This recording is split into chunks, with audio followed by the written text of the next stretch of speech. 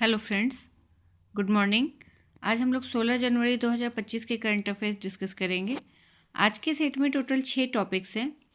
पहला टॉपिक जो है वो है इजराइल से संबंधित। तो इजराइल के विदेश मंत्री गिदोन सार ने हाल ही में संयुक्त राष्ट्र की 7 एजेंसियों और संबंधित निकायों से तत्काल बाहर निकलने की घोषणा की है। तो ये जो उनका घोषणा है, इसका कारण क्या है, किस वजह से इन्होंने ये घोषणा की है? तो इसका कारण उन्होंने बताया है संयुक्त राष्ट्र के पक्षपातपूर्ण रुख और अप्रभावी कार्यप्रणाली। तो अगर पूछा जाए कि किस देश ने हाल ही में संयुक्त राष्ट्र की 7 एजेंसियों और संबंधित निकायों से निकलने की घोषणा की है, तो इजराइल। इससे पहले संयुक्त राज्य अमेरिका ने भी ऐसी घोषणा की थी और अब यूएसए के बाद इजराइल ने ये घोषणा की है। इजराइल पहले भी 2024 में यूएन महासचिव के बाल एवं सशस्त्र संघर्ष संबंधी विशेष प्रतिनिधि कार्यालय के साथ सहयोग को समाप्त कर चुका है और जुलाई 2025 में यूएन वुमेन से भी इसने संबंध तोड़ दिए थे। और इसके साथ ही इजराइल ने अंकटाड यानी कि संयुक्त राष्ट्र के व्यापार और विकास सम्मेलन तथा पश्चिम एशिया के लिए संयुक्त राष्ट्र आर्थिक और सामाजिक सहयोग से इन दोनों से भी बाहर निकलने का फैसला लिया है।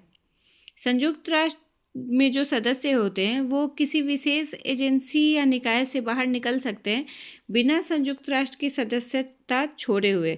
मतलब वो अगर किसी एजेंसी से बाहर निकल रहे हैं, इसका मतलब ये नहीं है कि वो अब संयुक्त राष्ट्र के सदस्य नहीं है। संयुक्त राष्ट्र की बहुत सारी एजेंसियां हैं, तो वो किसी भी एजेंसी से बाहर निकल सकते हैं जब वो चाहें, लेकिन इससे उनकी सदस्यता समाप्त नहीं होती है संयुक्त राष्ट्र में। नेक्स्ट टॉपिक राजस्थान से संबंधित है। तो राजस्थान का बामनवास कांकर पंचायत, इसको राज्य का पहला पूर्णतः जैविक ग्राम पंचायत घोषित किया गया है, जहां 7 बसावटों में सभी कृषि गतिविधियां जैविक खेती के सिद्धांत पर आधारित होती है। ठीक है। अब जैविक खेती क्या होता है? तो जैविक खेती एक सतत कृषि प्रणाली है जो मिट्टी की उर्वरता बनाए रखने और कीट प्रबंधन के लिए प्राकृतिक खेत आधारित संसाधनों पर निर्भर करती है और इसमें कोई भी कृत्रिम रसायन का प्रयोग नहीं किया जाता है या कोई भी कृत्रिम विधि का प्रयोग नहीं किया जाता है। सब ये प्राकृतिक चीज़ों का उपयोग किया जाता है इसमें। और पूर्णतः जैविक घोषित होने का अर्थ क्या है?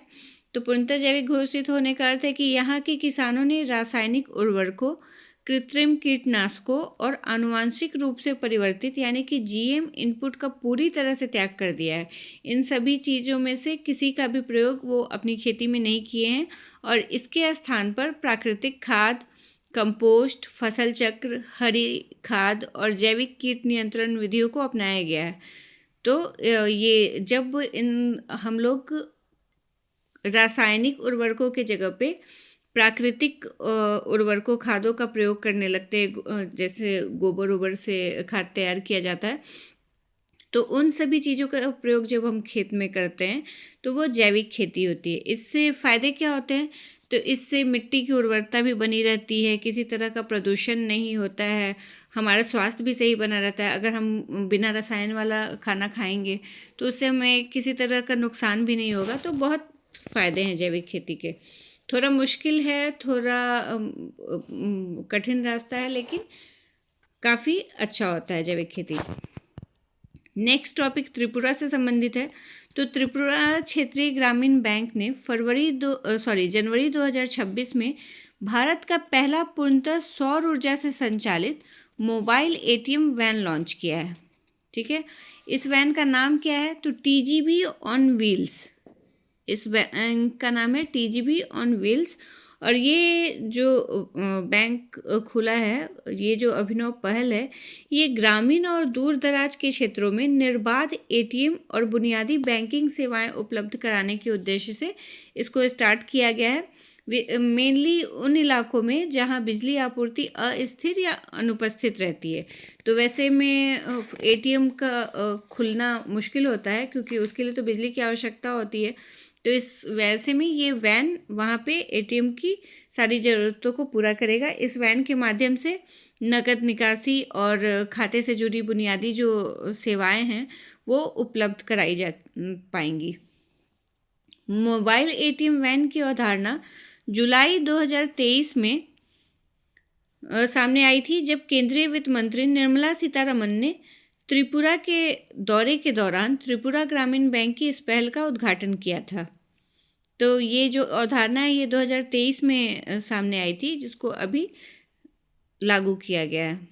और ये जो परियोजना है त्रिपुरा क्षेत्रीय ग्रामीण बैंक का मोबाइल एटीएम वैन लॉन्च करने वाला, तो ये राष्ट्रीय कृषि और ग्रामीण विकास बैंक यानी कि नाबार्ड के सहयोग से शुरू किया गया है। तो अगर ये पूछा जाए कि किस बैंक के सहयोग से या किस संस्था के सहयोग से शुरू किया गया है, तो नाबार्ड के सहयोग से शुरू किया गया है। नेक्स्ट टॉपिक है फ्रेंडो ऐप से संबंधित। तो प्रसिद्ध पंजाबी सिंगर जो है काका, उन्होंने महिलाओं की सुरक्षा के लिए फ्रेंडो नामक मोबाइल एप्लीकेशन लॉन्च किया है। ये जो एप्लीकेशन है फ़िलहाल तो ये टेस्टिंग फेज में है, लेकिन अभी भी केवल एंड्रॉयड यूजर्स के लिए इसको उपलब्ध किया गया है। और इसका उद्देश्य क्या है, तो आपातकालीन सहायता और सुरक्षा से जुड़ी सुविधाएं प्रदान करना। ठीक है, ये जो ऐप है इसकी कुछ विशेषताएं देख लेते हैं। तो ये उन्नत और गोपनीय सुरक्षा विकल्प देता है, मतलब लड़कियां अपना सुरक्षा विकल्प गोपनीय रख सकती हैं, अपना परिचय दिए बिना ही सुरक्षा ले सकती हैं, फ़ायदा उठा सकती हैं। उसके साथ ही लाइव लोकेशन शेयरिंग को सपोर्ट करता है ये, जिससे संपर्क व्यक्ति या पास के यूजर रियल टाइम में लोकेशन ट्रैक कर सकते हैं। और ऐसी भी स्थिति जब हम लोग कई बार ऐसा होता है कि फ़ोन यूज़ नहीं कर पाता है इंसान, ऐसे सिचुएशन में पड़ने पे फ़ोन सामने से नहीं निकाल पाता है, तो उस सिचुएशन में भी ये हाथ में इस्तेमाल करना अगर संभव नहीं हो तब भी ये ऐप काम करेगा। कैसे, तो शेक डिटेक्शन और वॉइस कमांड से। तो ये सुविधा को भी इस ऐप में दिया गया है कि अगर आप मैनुअली फ़ोन यूज ना कर पाएँ तो आप उसको शेक करके या आपके वॉइस के कमांड से भी वो ऐप काम करने लगेगा और वो ट्रिगर हो जाएगा। तो फ्रेंडो ऐप किसने लॉन्च किया है? प्रसिद्ध पंजाबी सिंगर काका ने। नेक्स्ट टॉपिक भारतीय सेना दिवस से संबंधित है, यानी कि इंडियन आर्मी डे। ये कब मनाया जाता है? तो ये 15 जनवरी को मनाया जाता है। और भारतीय सेना दिवस 2026 जो है ये इस बार बहुत खास है। क्यों खास है? क्योंकि ऐसा पहली बार हुआ है जब भारतीय सेना दिवस का परेड किसी कैंटोनमेंट एरिया से बाहर सार्वजनिक स्थान पे हो रहा है।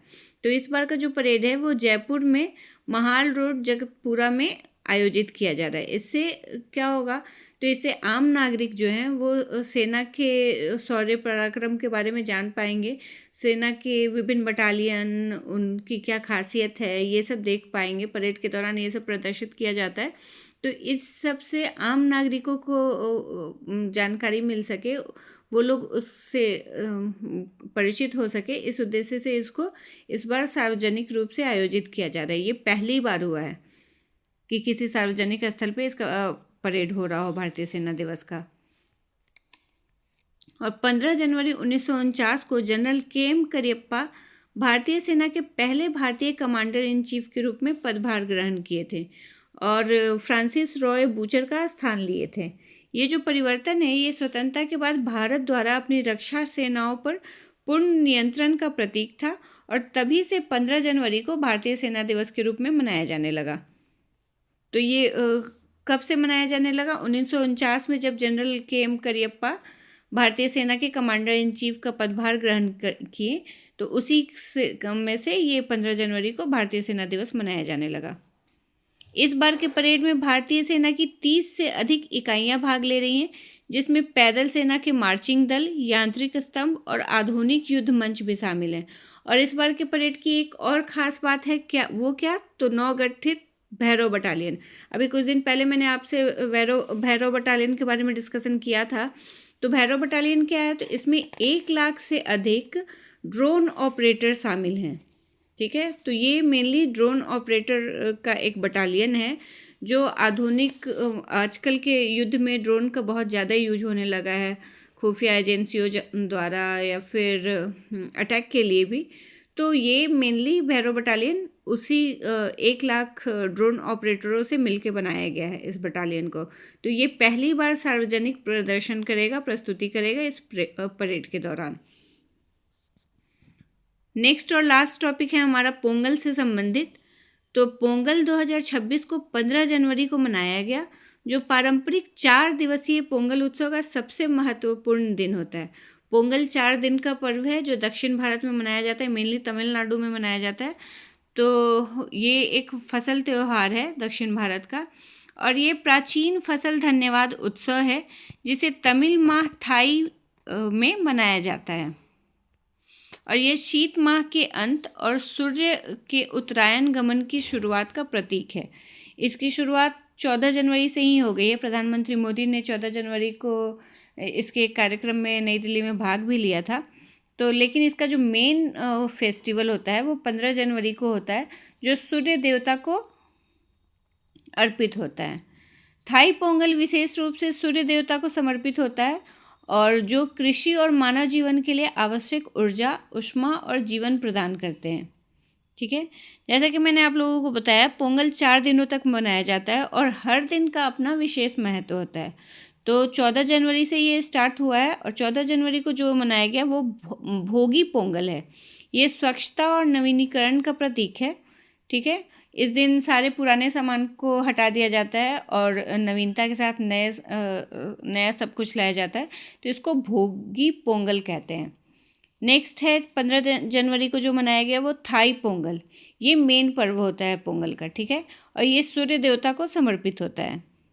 उसके बाद 16 जनवरी को मट्टू पोंगल मनाया गया, मतलब मनाया जा रहा है आज। और ये इसमें कृषि में पशुओं, विशेषकर बैलों और गायों के योगदान को सम्मान दिया जाता है। और सबसे लास्ट होता है कानुम पोंगल। ये 17 जनवरी को मनाया जाएगा। इसमें क्या होता है, तो ये सामाजिक उत्सव का दिन होता है जिसमें परिवार और समुदाय के साथ मेल जोल और भ्रमण में बिताया जाता है इस दिन को, कानुम पोंगल। तो ये 4 दिनों का ये फेस्टिवल है और इस फेस्टिवल का जो मुख्य अनुष्ठान होता है वो पोंगल व्यंजन होता है। तो ये जो व्यंजन है ये नई फसल के चावल, दूध और गुड़ से तैयार किया जाता है और इसे खुले में नए मिट्टी के बर्तन में पकाया जाता है। और जब दूध उफनता है, मतलब बॉयल होता है, तो इसे पोंगल उत्थुम कहा जाता है। ठीक है, जो समृद्धि और प्रचुरता का प्रतीक है। इसके साथ ही घरों को चावल के आटे से बने रंग बिरंगे कोलम से सजाया जाता है। तो ये सारी चीज़ें पोंगल में होती हैं। ये आर्ट एंड कल्चर का क्वेश्चन है और इम्पॉर्टेंट क्वेश्चन है। यूपीएससी हो, बीपीएससी हो या कोई स्टेट एग्ज़ाम भी हो, सब में पूछा जा सकता है, इसलिए मैंने इसको अच्छे से डिस्कस कर दिया है। इसके सारे दिनों के नाम के साथ साथ व्यंजन और कोलम, तो ये सारे जो शब्द होते हैं, कोलम या फिर पोंगल उत्थुम या मट्टू पोंगल, ये सारे इम्पॉर्टेंट शब्द होते हैं। तो आप लोग जब इस टॉपिक को पढ़िएगा तो ये सारे बातों को, ये सारी चीज़ों को भी ध्यान में रखिएगा। तो ये हमारे आज के टॉपिक्स थे। मिलते हैं नेक्स्ट डे। Thank you.